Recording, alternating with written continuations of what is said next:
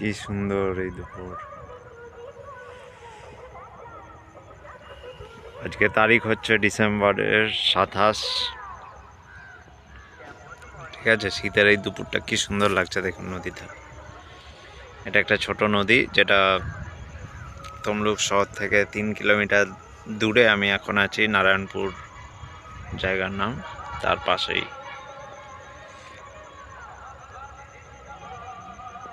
মৃদুমন্দ বাতাস দিচ্ছে উত্তর পশ্চিম থেকে,